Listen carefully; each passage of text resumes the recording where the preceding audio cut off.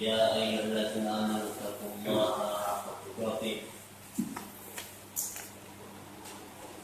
ولا تموتن إلا وأنتم مسلمون وقال أيضا يا أيها الناس اتقوا ربكم الذي خلقكم من نفس واحدة وخلق منها زوجها وبث منهما رجالا كثيرا ونساء واتقوا الله الذي تساءلون به والأرحام إن الله كان عليكم رقيبا.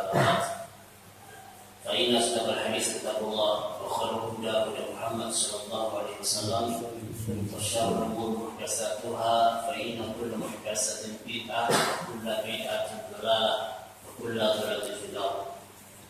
Ikhwati a'azzallahu wa iyyakum. Kita kembali bersyukur kepada Allah Subhanahu wa taala yang senantiasa memudahkan kita untuk menjalani kewajiban kita, dan juga Allah Subhanahu wa taala memudahkan kita untuk berada di dalam majelis ilmu. Kemudian salawat dan salam saya wakilkan untuk kita semua disampaikan kepada Nabi Muhammad SAW. Allahumma shalli ala Muhammad wa ala ali Muhammad. Ikhwati a'azzallahu wa iyyakum. Kita kembali mengkaji kitab Riyadhus Shalihin karangan Al-Imam An-Nawawi rahimahullah ta'ala. Dan kita masih pada bab as-sabar. Pembahasan hadis yang berikutnya. An Abi Abdillah Khabbab bin Arad radhiyallahu anhu. Dari Abu Abdillah Khabbab bin Arad, qala, ia berkata, syakawna ila Rasulillah sallallahu alaihi wasallam wa huwa mutawassidun biridat burdatan lahu fi dhil Ka'bati. Kami berkeluh kesah, kami mengadu kepada Nabi sallallahu alaihi wasallam, dan pada saat itu beliau sedang berada di Ka'bah. Faqulna, lalu kami berkata kepada Rasulullah, ala tastanfirulana, ala tad'ulana, ya Rasulullah, kenapa engkau tidak berdoa untuk kami? Kenapa engkau tidak mohon pertolongan kepada? Kenapa engkau tidak berdoa untuk kami, dan kenapa engkau tidak memohon pertolongan buat kami, wahai Rasulullah? Faqala, maka Rasulullah SAW bersabda, qad kana man qablakum yu'khadhu rajul fayufaddahu fil ardi fayuj'aluhu fiha. Sesungguhnya orang-orang sebelum kalian, umat-umat terdahulu, mereka juga disiksa dengan cara digandikan parit, kemudian mereka dikuburkan. Summa yu'tibil minsyari fayudhu ala rasi fayuj'al nisfain. Kemudian sebagian mereka lagi ada yang diletakkan gergaji besar pas di atas kepalanya, kemudian dipotong dua. Wa yumshatu bi amshati hadidi ma duna lahmihi wa 'azmihi. Kemudian ada di antara mereka yang disisir dengan sisir besi yang besar sampai terkelupas kulitnya. Maka sudul zalika an dini, tidak membuat mereka itu berpaling dari agamanya. Wallahi la yatamanna Allah hadzal amr hatta yasira raqibu min San'a ila Hadramaut la yakhafu illa Allah. Demi Allah, sesungguhnya Allah benar-benar akan menyempurnakan urusan ini. Allah akan memenangkan agama Islam. Sampai-sampai ada orang berkendaraan, ia berjalan dari San'a menuju ke Hadramaut, tidak takut kepada siapapun kecuali kepada Allah. Wadhiba ala bananihi, Demikian pula ia takut kepada serigala atas kambing yang ia miliki. Walakinnakum tastajilun. Kenapa kali ini tergesa-gesa? Ya, hadis rawahu Al-Bukhari. Hadis ini menceritakan tentang kisah sebagian sahabat yang disiksa oleh orang Quraisy. Sahabat Nabi bernama Abdullah ibni Arab. Demikian pula sahabat-sahabat yang lainnya. Karena mereka masuk dalam agama Islam dan berpegang teguh di atasnya. Meskipun tuan-tuan mereka, ya, umumnya yang disiksa adalah para budak. Orang-orang lemah dari kalangan kaum muslimin, orang budak yang masuk Islam itu disiksa oleh tuannya. Nah, adapun dari kalangan orang kaya, orang bangsawan yang memiliki nasab, orang Quraisy tidak berani menyiksa. Ya, seperti Utsman bin Affan, Abu Bakar As-Siddiq. Ya. Demikian pula Rasulullah SAW tidak berani menyiksa mereka. Nah, adapun dari kalangan orang lemah, tidak ada penolong. Ya, ini disiksa, dipaksa agar keluar dari agamanya. Meskipun mereka ini orang-orang lemah, meskipun secara status sosial, ya mereka adalah orang-orang rendah, tidak punya apa-apa, tidak membuat mereka keluar dari agama mereka.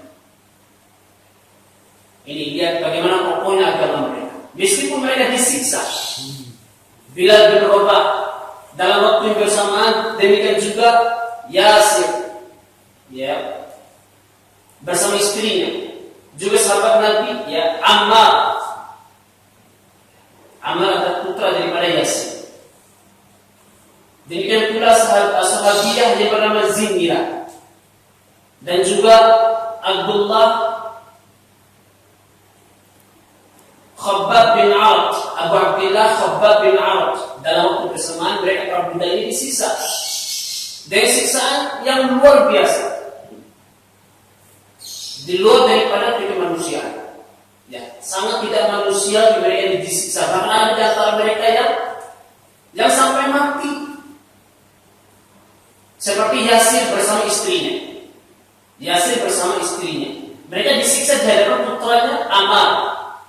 Nabi Muhammad SAW tidak bisa berbuat apa-apa. Melihat sahabat-sahabat ini disiksa. Apa yang dikatakan Nabi SAW? Sabran ya ala Yasir, fa inna mau'idakumul jannah. Bersabarlah kalian wahai keluarga Yasir. Tempat kembali kalian itu adalah surga. Jadi sabar surga. Ya. Rasulullah SAW tidak berbuat banyak, kecuali kata sabar dari siksaan. Lihat, ini orang yang miskin, tidak punya apa-apa, baik secara harta, secara nasab, ya, secara strata sosial, tidak punya apa-apa mereka. Tapi mereka tangguh pada agama mereka, meskipun mereka disiksa dari ujian begitu berat. Nah, lihat orang zaman sekarang ini, hanya ujian sepele. Ya, kebanyakan orang yang miskin yang keropos imannya. Makanya benar kata sebagian orang, ya hampir saja kemiskinan itu membawa kepada kekufuran. Iya, zaman sekarang. Kalau zaman dulu enggak, orang miskin lemah, mereka orang berpegang teguh terhadap agamanya. Nah, ini sudah dicontoh. Ya memang ada disandari kepada hadis Nabi SAW bahwasanya kemiskinan itu mengantar kepada kekufuran. Maknanya benar, tapi ini bukan hadis. Ya, bukan hadis. Nah, kita lihat bagaimana orang-orang lemah ini kuat terhadap agamanya. Padahal siksaan mereka di luar daripada kemanusiaan. Bilal bin Rabah ini ma'ruf, ya diikat ke lehernya, ya lehernya diikat, kemudian diarak-arak oleh anak-anak keliling kampung. Kemudian akhirnya diletakkan tubuhnya di atas padang pasir yang panas di siang hari. Ditambah lagi diletakkan batu besar dan sepuluhnya. Dipaksa keluar dari agamanya. Ia tetap mengatakan ahad, hanya Allah yang satu, hanya Allah yang satu. Lihat bagaimana kuatnya agama mereka. Nah, kalau kita kembali kepada hadis ini, Khabbab bin Arad. Nah, bagaimana jenis siksaan Khabbab bin Arad ini? Ya, Khabbab bin Arad ini dipukul rame-rame oleh pembesar-pembesar Quraisy, dipaksa agar keluar dari agamanya. Dia seorang budak bekerja sebagai pandai besi. Besi-besi yang tajam yang ada di tempat kerja Khabbab bin Arad itu diambil, dipukulkan ke kepala Khabbab bin Arad sampai bocor kepalanya. Kemudian diambilkan besi-besi yang tajam dipancangkan di atas bumi. Lalu kemudian Khabbab bin Arad ya diangkat, punggungnya diletakkan di atas besi-besi yang tajam tadi, kemudian ditarik. Artinya punggungnya Khabbab bin Arad itu dipalut di atas besi-besi tersebut sampai bocor ya punggungnya. Ya, babak belur, berdarah-darah. Ini luar biasa. Dalam waktu yang bersamaan seorang sahabat, seorang wanita, budak juga, ditusuk matanya dengan besi panas, tajam lagi, sampai keluar dua bola matanya, buta dia.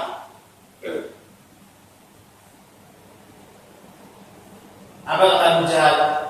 Wahai zinirah, ini akibat dosamu pada Tuhan Latta wal Uzza. Apa balasan zinirah? Ini semua adalah ujian dari Allah Subhanahu wa taala. Saya akan mohon kepada Allah Tuhanku agar Allah memberikan kedua bola mata. Ternyata benar zinirah berdoa kepada Allah Subhanahu wa taala. Dan ini termasuk di antara karamah dari sahabiah ini. Ya, dia berdoa kepada Allah, kembali kedua bola mata. Dia bisa melihat. Sampai-sampai orang Quraisy kaget. Apa bisa kembali kedua bola matanya? Ini termasuk di antara karamah yang dimiliki oleh sahabiah yang bernama Zinirah. Padahal kedua bola mata sudah hancur, dicongkel dengan besi tajam. Ya. Ini pada saat para sahabat yang lemah dari kalangan budak disiksa oleh tuan mereka. Syakawna ila Rasulillah SAW. Kemudian kami datang kepada Nabi, mengeluh kepada Nabi, mengadu kepada Nabi tentang apa yang terjadi. Sedangkan Nabi berada di Ka'bah, di Masjidil Haram, tidak bisa melakukan pembelaan. Beliau hanya bisa menyaksikan dan memberikan nasihat, sabar. Tempat kembali kalian adalah surga. Jadi ingat, rumusnya sabar surga. Inna sabra min asbabil dhafar. Seorang penyair mengatakan sesungguhnya sabar itu adalah sebab kejayaan, jaya dunia juga jaya di akhirat. Udkhul jannata bima, hendaklah kalian masuk ke dalam surga lantaran karena kesabaran kalian. Para mengatakan yaitu sabar dalam beribadah kepada Allah. Ya, kemudian sabar untuk tidak berbuat maksiat, kemudian sabar terhadap takdir Allah. Jadi sabar itu masuknya seorang hamba ke dalam surga.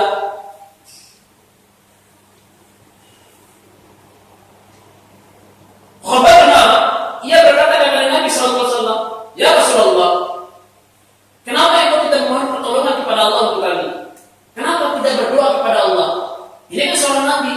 Kalau ia berdoa dan memohon kepada Allah, Allah akan mengabulkannya. Iya atau tidak? Iya. Lalu kenapa Nabi SAW tidak berdoa? Ya, kenapa Rasulullah SAW diam saja?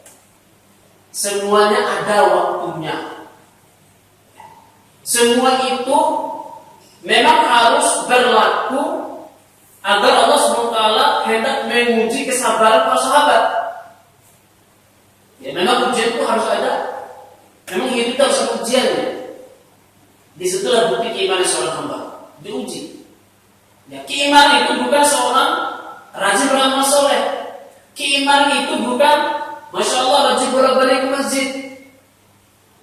Iya. Keimanan itu bukan banyak harta benda rajin bersedekah. Tetapi bukti keimanan seorang hamba adalah diuji. Disitulah Allah SWT memilih kualitas iman seorang hamba. Sejauh mana dia itu iman kepada Allah? Apakah iman itu hanya sekedar pengakuan saja? Ya? Atau dia benar-benar jujur dalam imannya? Nah, ini diketahui iman seorang hamba itu antara orang yang mukmin dan orang yang munafik, mukminnya sejujurnya atau mukminnya sekedar pengakuan, ini akan terungkap ketika diuji oleh Allah Subhanahu wa taala.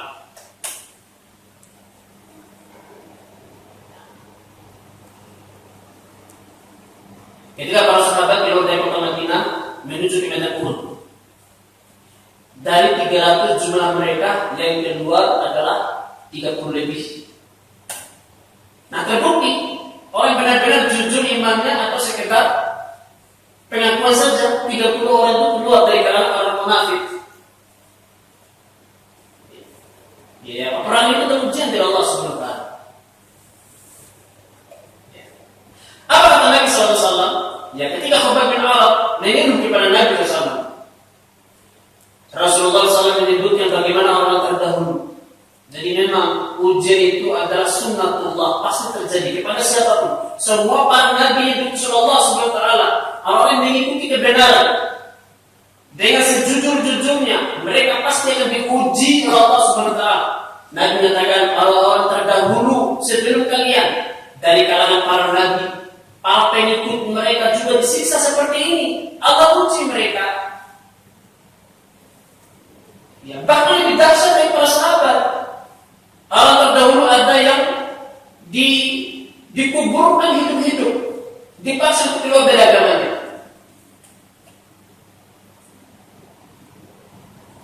Ya, kita tahu ya kisah tentang Ashabul Ukhdud. Orang beriman satu kampung dimasukkan ke dalam lubang besar, kemudian dibakar hidup-hidup, dikuburkan, ditawarkan dulu mau keluar dari agama Islam atau mau masuk ke dalam Ukhdud, ke dalam lubang yang berapi-api. Qutil ashabul Ukhdud an-nar zatul waqud. Tak terbunuh ashabul Ukhdud di dalam api yang nyala-nyala. Ini orang terdahulu. Kisah Masyitah bersama putra dan putrinya. Lantaran orang dia beriman kepada Musa. Masyitah itu tukang sisirnya Firaun. Masyitah itu artinya tukang sisir. Bukan berarti itu namanya, bukan. Itu bukan namanya. Masyitah itu artinya tukang sisir.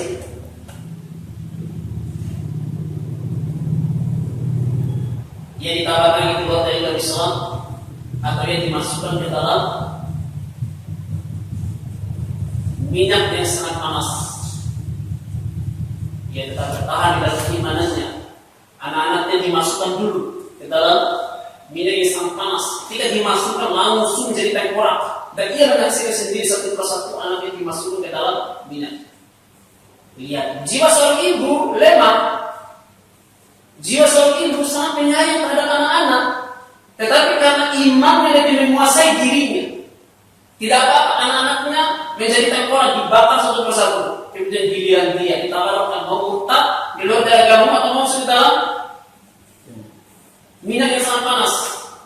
Akhirnya masuk juga dimasukkan ke dalamnya. Ini bentuk-bentuk ujian-ujian orang terdahulu.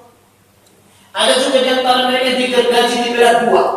Ada juga di antara mereka yang diikat kedua tangannya, kemudian ditarik oleh 2 ekor kuda pacu yang lari sangat kencang, kuda putus kedua tangannya.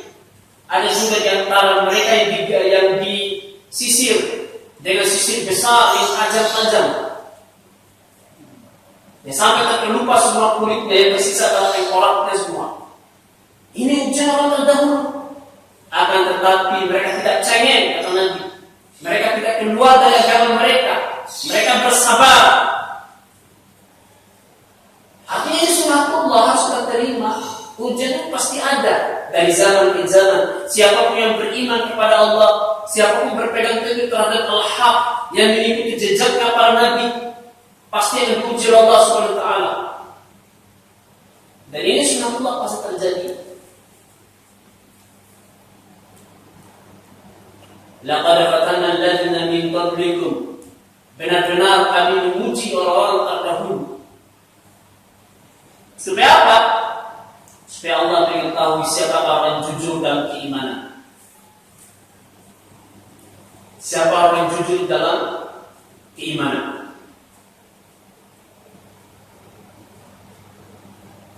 Semakin tingkat keimanan seorang hamba, semakin keras pula ujiannya. Semakin tinggi kejujuran ia dalam keimanan kepada Allah, semakin keras fitnah yang akan dia hadapi. Dan ketahuilah, Allah tidak akan memberikan ujian kepada seorang hamba, melainkan Allah tahu dia pasti mampu untuk memikulnya. In kana fi dinihi salban istadda balahu, wa in kana fi dinihi riqatan ubtibi ala hasabi dinihi. Apabila agamanya kuat, imannya kuat, maka ujiannya juga kuat. Namun apabila imannya keropos, agamanya kecil, maka Allah akan menguji sesuai kadar keimanannya. Itulah hadirnya Allah. Satu ujian menimpa seorang hamba, itu Allah tahu kita mampu untuk mengikuti ujian tersebut. Kenapa? Allah sendiri telah berjanji, la yukallifullahu nafsan illa wus'aha. Allah tidak memikul seorang hamba suatu beban melainkan beban itu mampu dia pikul. Dan Allah katakan, wa ma ana bidzallamin lil 'abid. Aku tidak pernah berbuat zalim kepada hamba-hambaku. Jika seandainya Allah memikulkan beban, ujian begitu berat kepada hambanya, sementara hamba itu tidak mampu memikulnya, pasti Allah itu akan berbuat zalim. Ya kan? Namun Allah berlepas diri, wa ma ana bidzallamin lil 'abid. Aku tidak pernah berbuat zalim kepada hamba-hambaku. Jadi ujian itu ya ikhwah adalah ringan. Tidak ada yang berat ujian itu, mampu kita mengukurnya. Maka bersabar. Tidak boleh seorang hamba berkeluh kesah. Makanya orang berkeluh kesah terhadap ujian, dia mendapatkan murka Allah SWT. Allah akan murka pada hamba yang berkeluh kesah. Sebab itu adalah ujian yang mampu dia pikul.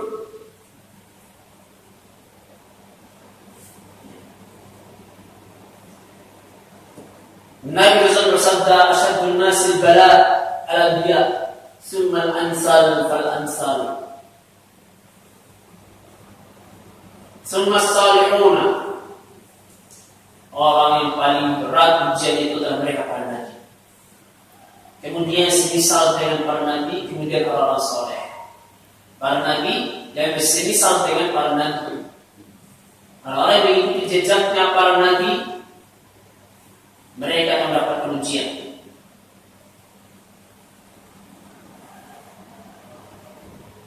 Entah jenis ujian seperti apa. Mungkin karena keimanannya mengikuti jejak para nabi, ibadahnya mengikuti ibadahnya nabi, akidah, manhaj mengikuti para nabi, pasti jangan diuji, tidak boleh tidak. Kalau para nabi terdahulu mereka dikejar, dibunuh, pengikut para nabi terdahulu, ya mereka disiksa, digergaji, disisip dengan sisip besi. Kalau kita sekarang, ya minimal diejek lah, minimal diejek. Minimal dibilang nah ini kalau orang mengikuti jebat Nabi, ya minimal kebanjirannya, setengah tiangnya. Ini ada aja omongan manusia zaman sekarang ini, itu tidak seberapa sebenarnya. Ngapain kita menandalkan agama kita? Ya tidak tahan ujian. Ya kalau para wanita yang bercadar dibilang macam-macam, jaket, ya pocong itu dan sebagainya. Ya sabar, itu semua ada ujian. Dan itu tidak seberapa dibandingkan orang terdahulu. Ya. Nah, Nabi SAW menjelaskan kepada Khabbab bin Arad. Khabbab bin Arad terlalu cengeng, tergesa-gesa. Ya ini padahal Khabbab bin Arad ini kulitnya itu sudah terkelupas. Ini zaman Khalifah Umar bin Khattab radhiyallahu anhu memanggil Khabbab bin Arad. Dan zaman Khalifah Umar bin Khattab ini bekas luka yang ada pada Khabbab bin Arad masih ada di bagian punggungnya itu kalau dimasukkan tangan orang dewasa masuk. Ya saking besarnya lubang punggung Khabbab bin Arad. Dan tulang punggungnya kelihatan. Subhanallah, siksaan luar biasa, parah sekali. Masih dibilang cengeng oleh Nabi SAW.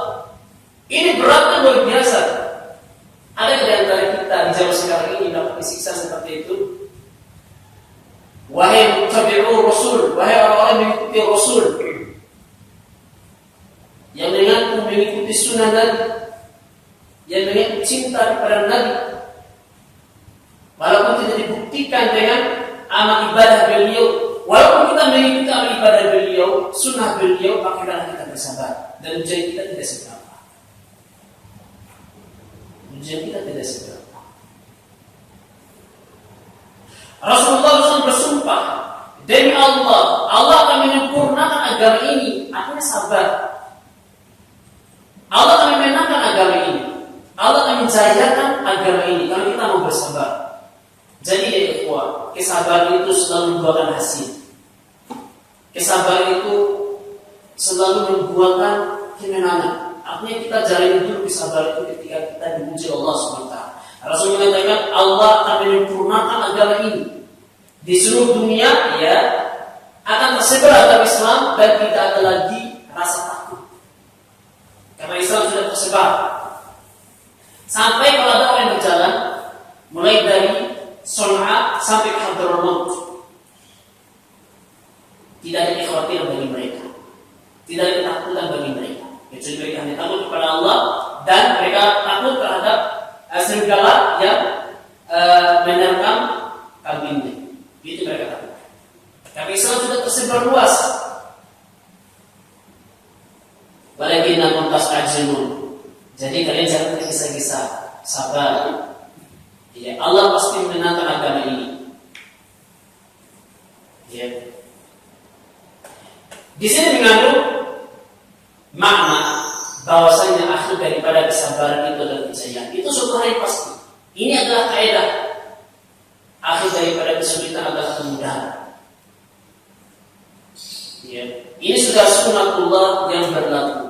Inna ma'al usri yusra. Sesungguhnya setelah kesulitan itu adalah kemudahan. Wa inna ma'al usri yusra. Ya, Allah ulangi lagi. Sesungguhnya setelah kesulitan itu ada kemudahan. Ya, inna ma'al usri, al-usri, kemudian yusra. Al-usri Allah gunakan alif lam. Kemudian yusra tanpa alif lam. Dalam kaidah bahasa Arab, kalau al-usri itu cuma satu. Kalau yusra dia menunjukkan banyak. Ya, sekali lagi, kalau ada alif lam menunjukkan satu. Kalau tanpa alif lam itu menunjukkan banyak. Ya, contoh kalimat yang lain, kalau disebutkan al-baitu berarti satu rumah. Kalau dikatakan baitun tanpa alif lam menunjukkan banyak rumah. Ya. Tanpa alif lam menunjukkan banyak rumah.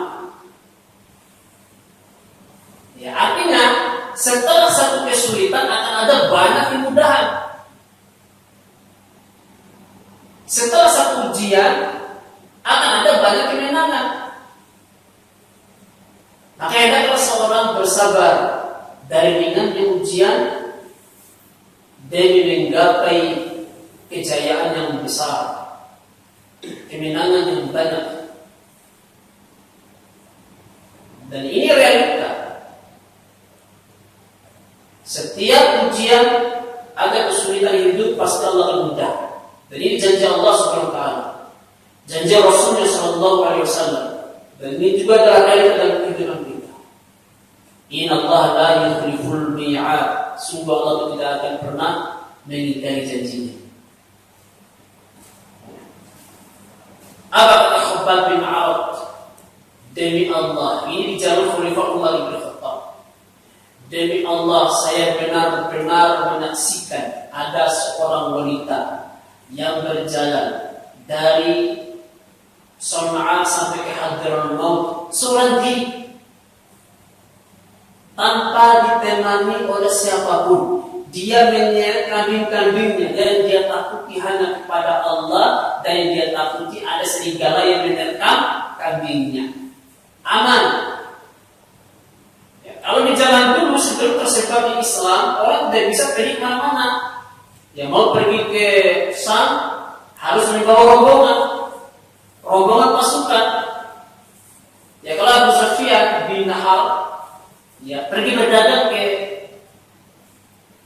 Syam, ya, ia membawa pembantu lengkap dengan pedang sebanyak 40 orang. Karena sepanjang jalan pasti ada perampok. Namun setelah tersebarnya Islam, semuanya diambil. Karena Islam telah tersebar. Di sini juga Nabi Shallallahu Alaihi Wasallam menyebutkan bahwasanya Islam ini akan tersebar, Islam ini pasti akan menang. Sunnah sama alaihi wasallam. Kemudian Rasulullah SAW bersumpah bahwasanya Allah sayutimmu hadzal amr. Allah akan menyempurnakan urusan ini. Allah akan memenangkan agama Islam.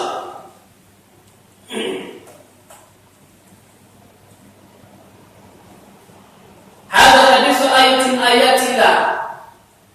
Wa qal amru tabiqan lima akhbar bihi Nabi sallallahu alaihi wasallam. Ini termasuk di antara tanda kebesaran Allah dan bukti kenabian Muhammad. Yaitu Nabi Muhammad SAW mengabarkan Islam ini akan jaya, Islam ini akan menang. Ini kata siapa? Kata Nabi Muhammad SAW. Ini terjadi apa tidak? Terjadi. Nabi menjanjikan demikian dalam keadaan lemah, tidak punya kekuatan, melihat sahabat-sahabatnya yang disiksa, dibunuh. Nabi Muhammad hanya lihat saja. Saking lemahnya tidak bisa berbuat apa-apa.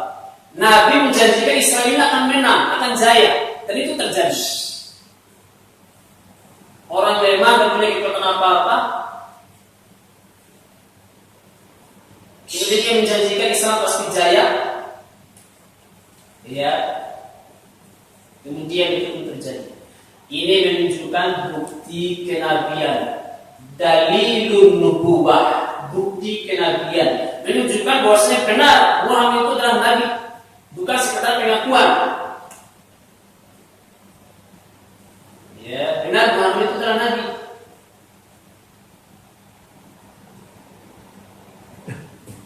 Dalam surah Furqan ayat pertama itu, Allah berfirman, Tabarakalladzi nazzala furqana 'ala 'abdihi liyakuna lil 'alamina nadhira. Maha mulia Allah yang telah menurunkan Al-Furqan, yaitu Al-Quran, kepada hambanya Muhammad untuk menjadi peringatan bagi seluruh alam semesta. Kalau alam semesta itu seluruh dunia. Ini surah Furqan turunnya di mana? Turunnya di mana Furqan itu?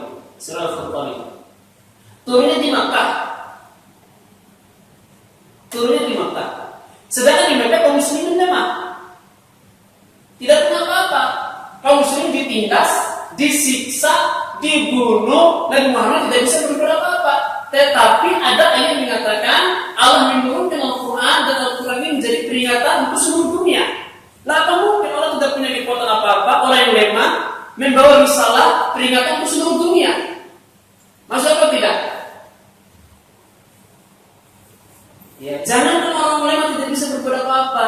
Amerika Serikat, Rusia yang disebut dengan blok barat, blok timur, masing-masing mereka memperluas pengaruhnya kepada negara-negara seluruh dunia.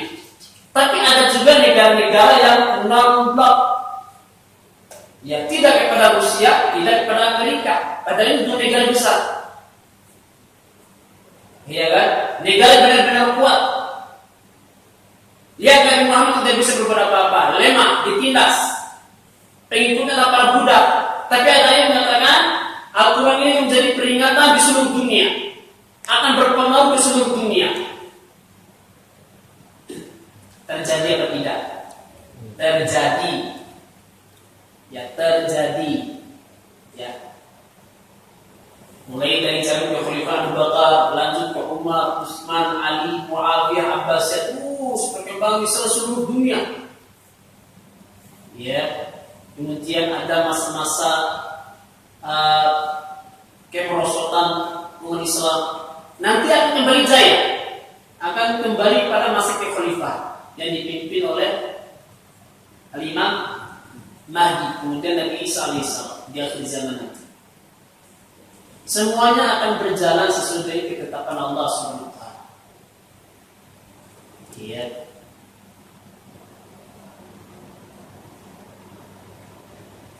Di waktu perang Khandaq, ketika para sahabat yang menggali parit atas usulan daripada sahabat Nabi yang bernama Salman Al-Farisi. Ya. Ini penggalian parit.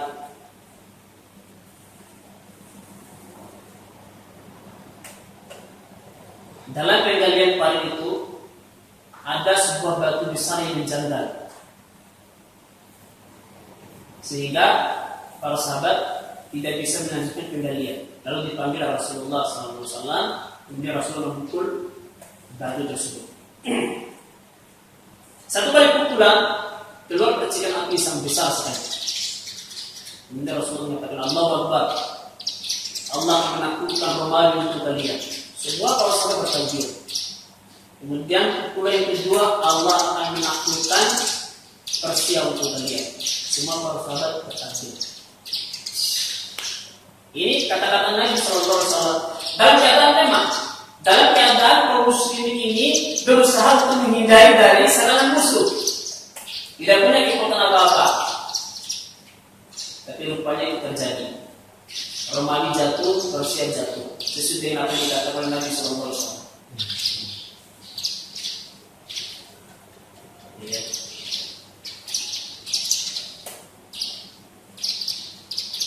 Contoh yang lain, ketika Rasulullah SAW dikejar oleh orang Quraisy, mereka sayembara.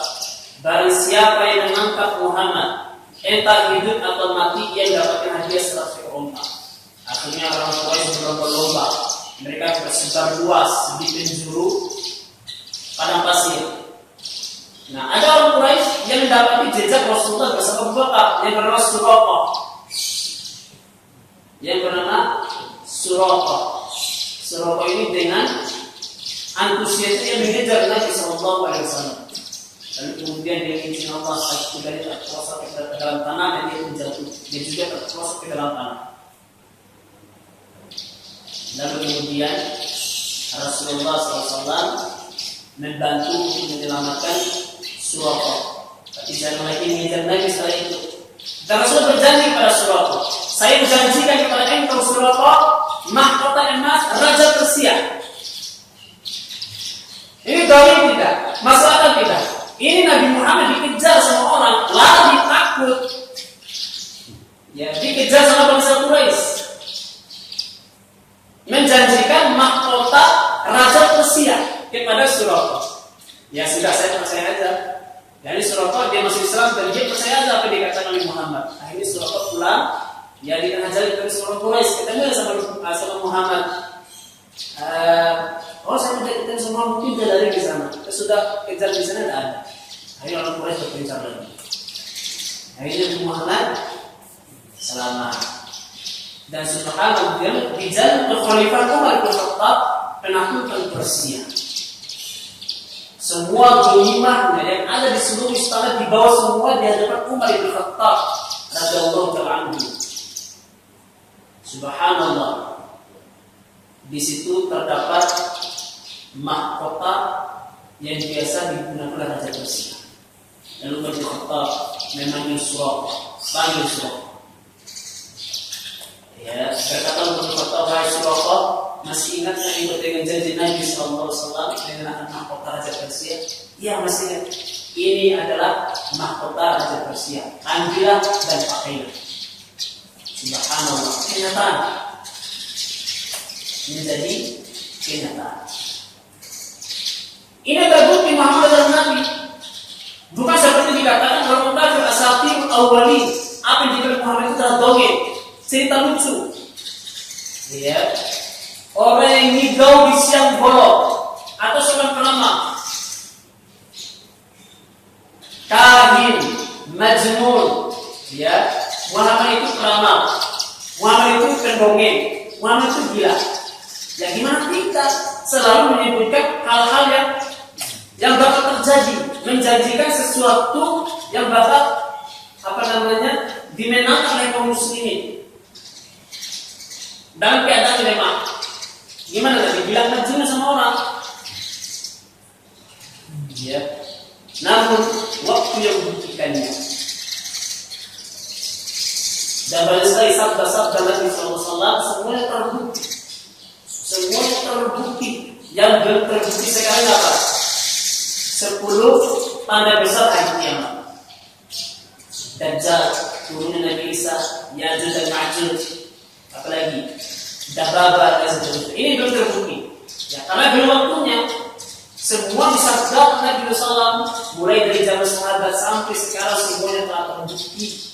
Menunjukkan Muhammad itu adalah Nabi.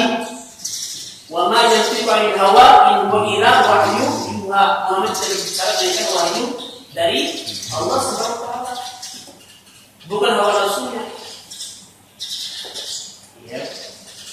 Makanya Nabi SAW memberikan nasihat, sabar, jangan tergesa-gesa. Allah menyempurnakan agama ini. Artinya apa? Artinya masa-masa ujian itu harus dilewati dulu. Akan ada saatnya, akan ada waktunya. Ya, sabar, ujian yang berat harus dilewati dengan kesabaran. Akan ada saatnya Allah SWT membenarkan agama ini. Ya, demikian pula sekarang ini, ya tidak ada bedanya. Ujian akan terus berlanjut sampai dunia ini berakhir, tidak akan pernah selesai. Ujian itu bermaksud untuk membuktikan keimanan seorang hamba. Sejauh mana kita berpegang teguh pada agama Allah SWT, berpegang teguh terhadap sunnah Nabi SAW. Jangan tergesa-gesa.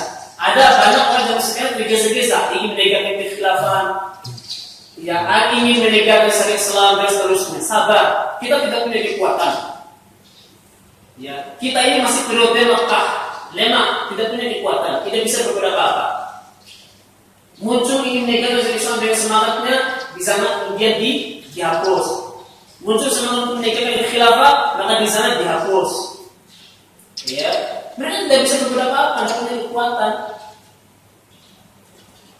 Ya, sudah tidak berhasil, nama Islam rusak, dicap teroris dan lain sebagainya. Jadi belum saatnya. Kalau periode apa yang dilakukan Nabi SAW? Dakwah. Ya yunas qul la ilaha illallah wa manusia qul la ilaha illallah. Selama 13 tahun Rasulullah SAW fokus pada dakwah. 13 tahun di Mekah fokus pada dakwah. Nah kemudian periode Madinah, ketika kaum muslimin punya kekuatan, barulah turun surah-surah tentang jihad, perintah tentang jihad. Kenapa? Karena kaum muslimin sudah punya kekuatan. Tidak punya kekuatan. Ada pun sekarang masih periode Mekah. Jadi sabar, jangan tergesa-gesa. Ingin jihad, menegakkan syariat Islam, menegakkan kekhilafahan. Ya memang itu perintah, tapi ada saatnya. Ya, segala sesuatu ada waktunya. Ya, segala sesuatu ada waktunya. Jadi dikatakan oleh Ibnu Qayyim bahwasanya kita sekarang ini adalah periode Mekah. Jadi sabar, ada saatnya. Karena Allah katakan tabarakalladzii nazzala al-Furqana 'ala 'abdihi liyakuna lil 'alamin nazira. Allah yang telah menurunkan Al-Furqan kepada hambanya untuk menjadi peringatan bagi semesta alam. Ya, itu pasti akan terjadi. Ada waktu dan saatnya. Ya, jadi siapapun dari kaum muslimin yang diuji oleh Allah Subhanahu wa taala, orang yang berpegang teguh terhadap sunnah Nabi, berpegang teguh terhadap agama Allah Subhanahu wa taala dan sudah menjadi ketetapan Allah akan dipuji. Maka kuncinya adalah bersabar. Kalau ingin berjaya, maka hendaklah ia bersabar. Kalau ia tidak bersabar, maka jangan harap dia mendapatkan kemenangan. Jangan harap dia mendapatkan kesuksesan di dunia dan di akhirat. Jadi kunci kemenangan kita yang kuat dan bersabar.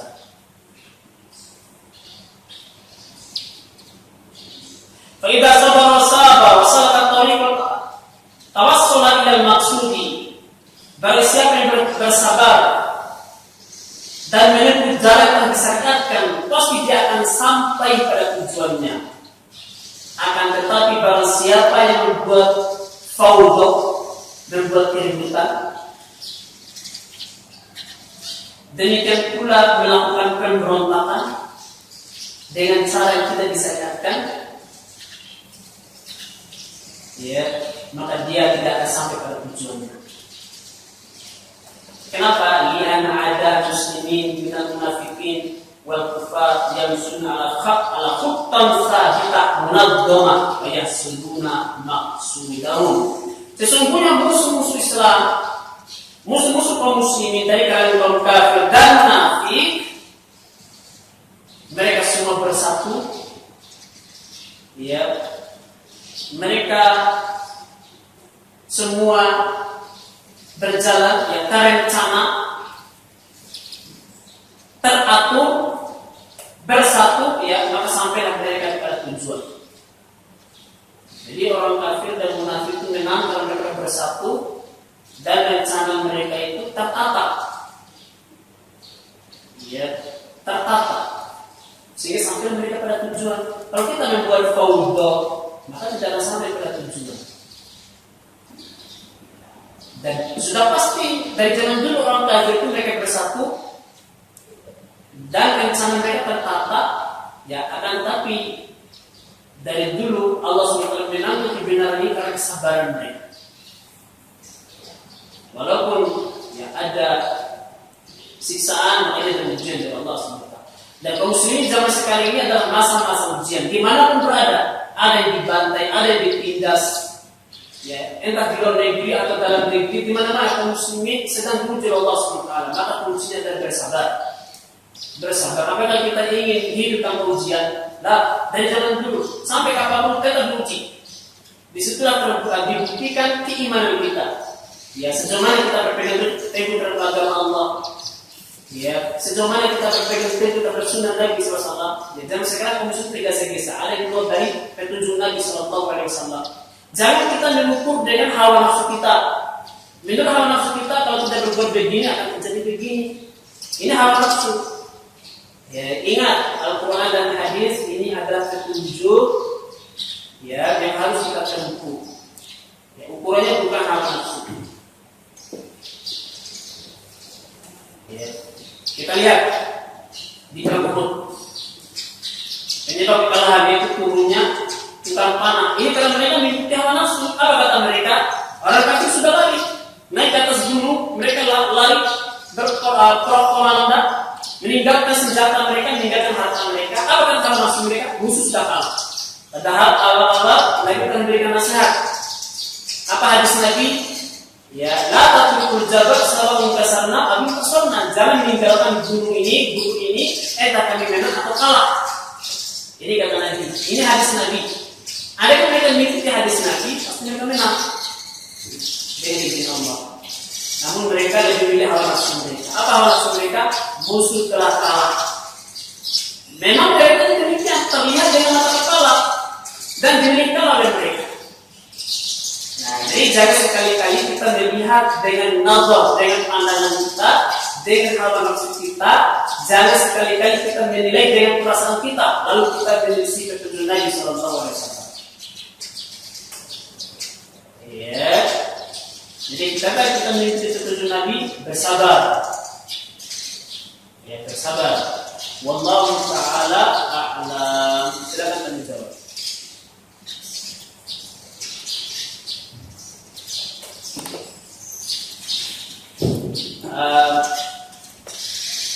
Ada pertanyaan?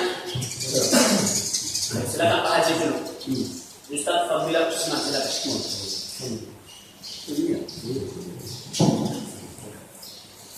Ustaz, tadi Ustaz mengatakan ada masjid bukan susunya Firaun. Berarti itu di zaman Nabi Musa, Ustaz. Nah, di mana masjid itu bertawid kepada Allah. Hingga dia rela anaknya digoreng, dibujana dengan minyak yang panas, juga begitu beliau. Artinya sebelum zaman Nabi SAW ada, itu di zaman Nabi Musa, di zaman Nabi Musa, artinya mereka itu sudah bertawid kepada Allah. Ya, sehingga mereka mempertahankan ketahuan dia untuk tidak ditukar dengan tadi yang kemauan si raja itu. Nah, menjadi pertanyaan sekarang, Ustaz. Ini kan kurang waktunya dari Nabi Musa ke Nabi Muhammad jauh sekali. Sedangkan Nabi sebelum Nabi Muhammad adalah Nabi Isa, itu 400 tahun Nabi Muhammad Musa ya. Ini pertanyaan ini kan bagaimana kekawinan orang tua Nabi SAW? Bagaimana kekawinan kedua orang tua Nabi? Ya, apakah sama dengan kekawinan dari munafik? Sehingga ada hadis yang mengatakan, Nabi mengatakan kalau orang tua Nabi itu ada yang di neraka. Betul. Baik. Alhamdulillah wassalatu wassalamu ala Rasulillah wa ala alihi washabihi tabi'in bi ihsan ila yaumiddin. Nah, ini pertanyaannya, apakah kekawinan ya orang-orang di zaman Nabi sama dengan kekawinan orang-orang sebelum zaman Nabi? Ya, jawabannya ya sama. Ya. Semua para nabi ya mereka seruannya kepada tauhid, penyembahan kepada Allah. Allah berfirman, "Wa laqad ba'atsna fi kulli ummatin rasula an ya'budullaha wa yajtanibu at-taghut." Kami telah mengutus para nabi pada setiap kaum seluruh mereka sama, sembah Allah dan jauhi kesyirikan. Sembah Allah dan jauhi kesyirikan ini pengertian daripada Islam. Apa itu Islam? Islam itu menyembah hanya kepada Allah dan jauhi kesyirikan. Jadi semua agama para nabi itu adalah Islam. Ya, menjadikan Allah hanya saja ya likulli ja'alna minkum syir'atan wa minhaja. Kata Allah, bahwasanya kami telah menjadikan kalian itu syariat dan manhaj. Abdullah bin Abbas mengatakan, sesungguhnya para nabi itu agama mereka sama, tapi cara ibadahnya beda. Ya, cara sholat kita, ya seperti kita ketahui, kita tidak tahu bagaimana cara sholatnya Nabi Musa, sholatnya Nabi Isa, puasa. Ya, kita puasa di bulan Ramadan. Orang zaman dulu juga puasa, tapi tidak tahu waktunya kapan. Ya, kalau kita satu bulan, kalau mereka tidak tahu bahwa cara zakatnya bagaimana. Intinya, ya ibadah-ibadah yang ada pada kita juga ada pada mereka, tapi caranya berbeda. Namun akidahnya sama, yaitu tujuannya kepada Allah. Nah, bagaimana dengan orang tua Nabi? Ya, nah ini menjadi silang pendapat di antara ulama. Ya, ada yang mengatakan bahwasanya di orang tua Nabi ini masih ada sisa-sisa daripada dakwah para nabi sebelumnya.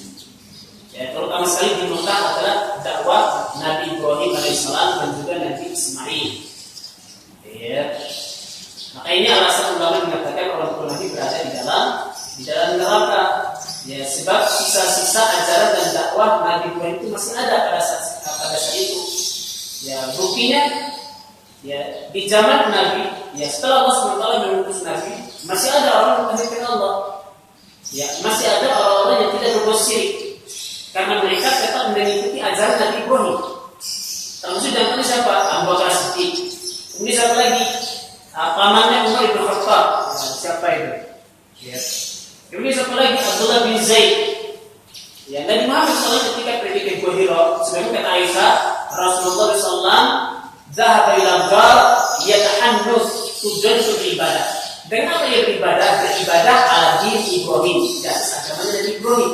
Nah, ini menunjukkan bahwasanya sisa-sisa agama Nabi Ibrahim itu masih ada. Mentalitas Allah itu masih ada. Maka tidak ada alasan lagi orang tidak memiliki Allah pada saat itu, karena dakwah Nabi Ibrahim masih ada. Ya, makanya orang musyrikin mengistilahkan pengikut Nabi Ibrahim orang yang memiliki Allah dengan sabiqun. Ya, masih tahu tentang sabiqun. Sesungguhnya orang beriman. Ya, dari kalangan kaum muslimin, orang-orang Yahudi dan orang sabiqun. Ya, kata ulama sabiqun itu adalah orang-orang yang berpegang teguh terhadap ajaran Nabi Ibrahim. Ya, makanya Rasulullah SAW ya ketika mulai berdakwah ke Islam, kemudian banyak pengikutnya, kata orang musyrikin, ya mereka adalah orang sabiqun. Ya, ketika mereka mendapati saudara mereka, keluarga mereka masuk Islam, apa kata mereka? Hal sabakta, apakah engkau telah menjadi sabiqun? Ya, sabiqun artinya tidak lagi minta berhala. Ini pengennya sabiqun orang musyrik zaman dulu. Ya, melihat orang Islam mereka mengatakan itu sabiqun. Istilah sabiqun itu sudah ada sebelum datang Islam, yaitu orang yang bertauhid Allah tidak menyembah berhala.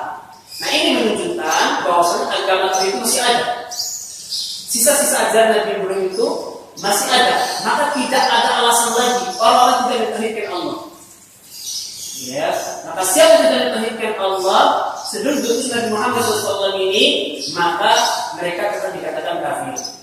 Sama seperti kedua orang tua Nabi. Nabi sendiri mengatakan, ya, inna abaka wa abi finnar, sesungguhnya bapakmu dan bapakku berada di dalam neraka. Hadisnya sahih riwayat Muslim. Ya, walaupun ada sebagian ulama ya mengatakan bahwasanya abi yang dikatakan di sini adalah paman. Ini para ulama berusaha untuk menafsirkan hadis itu. Ya, abi dimaksud Nabi dalam hadis itu adalah paman. Ya, ada sebelum diutus Nabi sebagai pendapat mengatakan itu zaman fatrah, yaitu zaman sebelum diutus Nabi. Kalau zaman sebelum diutus Nabi itu masuk surga, meskipun mereka kafir, tetap masuk surga karena sebelum diutus Nabi. Ya, tapi kata ulama seperti pendapat pertama tadi itu bukan zaman fatrah. Ya, ajaran Nabi Ibrahim masih ada. Ya, ajaran Nabi Ibrahim masih ada. Ini khilaf di antara ulama. Ya, jadi dalam hal ini ya tidak perlu kita terlalu memperkeraskan. Anda mengatakan orang tua Nabi masuk surga atau orang tua Nabi masuk neraka, ini tidak mempengaruhi diri kita, tidak mempengaruhi agama kita, tidak mempengaruhi akidah kita. Ya, jadi tidak perlu terlalu dikeras-keraskan masalah ini. Kami pribadi contoh mengatakan orang tua Nabi ada di dalam neraka, berdasarkan dari dalil yang kuat. Ya, ini pendapat kami. Ya, kalau ada pendapat selain daripada itu silakan. Ya, nah, ini pendapat dari zaman dulu, dari ulama-ulama besar kita, ulama-ulama Ahlus Sunnah kita sudah berbeda pendapat masalah ini. Keras masalah ini. Baik, Allah Taala. Baik, payah. Maksudnya bukan kita mengurangkan masalah ini. Kenapa orang tua Nabi yang fitrah itu atau melahirkan seorang Nabi ya, tidak bertauhid seperti Masito? Secara fitrahnya ini kan orang tua Nabi yang nantinya akan melahirkan seorang yang mulia, ya, yaitu Sallallahu Alaihi Wasallam. Kenapa dia tidak bertauhid seperti tauhidnya Masito? Sedangkan tadi saya mengatakan ajaran Nabi Islam yang Hanif itu masih ada. Nah, kira-kira seperti itu, Ustaz. Ini bukan merasakan masalah orang tua Nabi di neraka, tidak. Kenapa tidak bertauhid seperti Masito yang ribuan tahun lalu beliau sudah bertauhid kepada Allah? Nah, ya perbedaannya, ya Masito mendapati dakwah Nabi Musa. Sedangkan orang tua Nabi tidak mendapati dakwah Nabi Muhammad. Jangan orang tua Nabi Abu Thalib, ya, yang langsung dapatkan dakwah dari Nabi. Abu Jahal yang langsung dapatkan dakwah Nabi. Mereka adalah keluarga dari Nabi SAW, pun mereka tidak dapatkan hidayah. Ya, ketika Abu Thalib tidak dalam keadaan kafir, apa kata Allah? Inna la tahdi man ahbabta walakin Allah yahdi man yasha. Sesungguhnya engkau Muhammad tidak akan bisa memberikan hidayah kepada orang yang kamu cintai sekalipun. Ya, yang memberikan hidayah itu hanyalah hak Allah. Ya, meskipun orang terdekat Nabi, orang berhadapan dengan Nabi, kalau tidak memberikan hidayah, maka tidak ada hidayah. Apalagi orang yang tidak ketemu Nabi. Ya, artinya tidak ketemu orang tua Nabi, tidak ketemu Nabi ketika Nabi Muhammad menjadi Nabi. Bahkan dalam hadis mengatakan, ketika aku mencari kubur orang tuaku, agar Allah membangunkan mereka dari kubur dan mengucapkan la ilaha illallah. Allah tidak mengizinkan. Itulah yang membuat saya sedih. Ya, ini hadisnya sahih. Nah, ini juga alasan ulama mengatakan orang tua Nabi tidak muslim. Ya, dia dalam melihat semuanya itu adalah takdir Allah, hidayah dari Allah. Ya, fa'al bima yurid. Meskipun kita saling menginginkan, ya kita sedih apa yang membuat Nabi sedih, ya kita bahagia apa yang membuat Nabi Muhammad bahagia. Namun berdasarkan dalil yang ada, ya kita akan berdasarkan dalil yang ada, bukan dengan hawa nafsu. Ya, kita mengetahui orang Nabi dan karena bukan hawa nafsu, bukan dengan prinsip orang Nabi tidak. Karena itu dalilnya. Dalil sudah ada yang kita katakan seperti apa yang dikatakan di dalam hadis-hadis yang sahih. Ya. Jadi intinya kembali kepada hidayah Allah. Ya sudah menjadi perbuatan Allah Subhanahu wa taala. Silakan. Assalamualaikum warahmatullahi wabarakatuh. Saya bertanya tentang musibah yang akhir-akhir ini kita rasakan. Apakah untuk musibah yang saat ini terjadi merupakan ujian atau ajab dari Allah Subhanahu wa taala? Karena banyak kaum muslimin yang sudah banyak tidak mentauhidkan Allah. Baik, di dalam surah Al-An'am ya Allah SWT mengatakan ya ayat berapa itu? Baik, Allah dialah yang mampu datangkan azab kepada kalian. Ya, min fawqikum dari atas kalian, wa min arjulikum wa min tahtikum, demikian pula dari bawah kalian. Ya, atau minimal Allah menjadikan azab itu backdrop di antara kalian. Ini minimal. Nabi SAW ketika membaca ayat ini, Rasul bersabda, "A'udzu biwajhik," saya berlindung dengan wajahmu ya Allah. Ya, ketika Allah mengatakan kami turunkan azab dari atas kalian, "A'udzu biwajhik," kami berlindung dengan wajahmu ya Allah. Dan kami juga akan mendatangkan azab dari kaki kalian. Kemudian Nabi bersabda, "Saya berlindung dengan wajahmu ya Allah." Atau paling tidak kami menjadikan antara satu sama lain itu sedikit antara kalian. Jadi azab dari atas yang berupa hujan lebat datangkan banjir, ya. Demikian pula azab dari bawah kalian seperti gempa. Nah, ini azab dari Allah, bukan azab, ini ujian dari Allah Subhanahu wa taala. Atau minimal ujian itu bentrok di antara kalian, ya. Pergeseran antara satu sama lain. Entah dengan tetangga, ya, dengan istri, dengan suami, ini juga ujian. Dengan teman kantor, ini semua ujian. Kalau tidak dari atas, tidak dari bawah, bahkan antara satu sama lain dari ujian. Apa kata Allah, kata Nabi, ini lebih ringan. Ujian antara sesama manusia itu lebih ringan dibandingkan datangnya gempa, tsunami dan lain-lain sebagainya. Ya. Nah, pertanyaannya, apakah ini kita dikatakan musibah atau azab? Dilihat. Ini harus kita bedakan. Ya, kalau itu menimpa kaum muslimin, maka ini dikatakan musibah.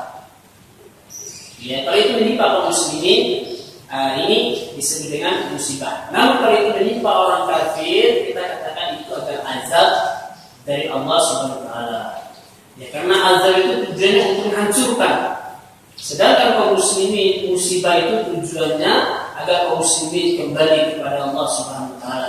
Dan manusia itu akan dibangkitkan Allah Subhanahu wa taala sesuai dengan amal mereka masing-masing. Ya, sebagaimana di dalam hadis masih pada babnya, Nabi SAW menyebutkan nanti pada akhir zaman semua manusia berbondong-bondong ke Mekah untuk menghancurkan Ka'bah.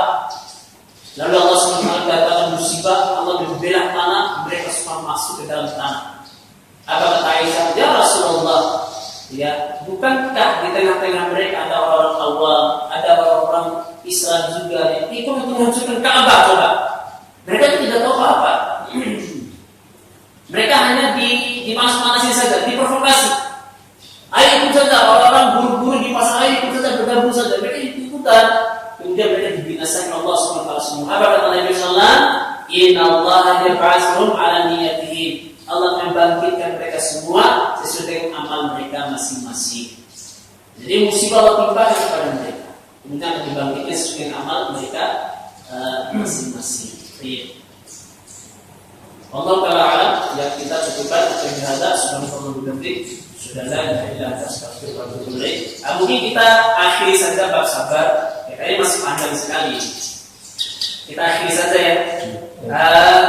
Bab yang berikutnya insyaAllah kita akan masuki bab as-sidik, bab jujur, bab kejujuran.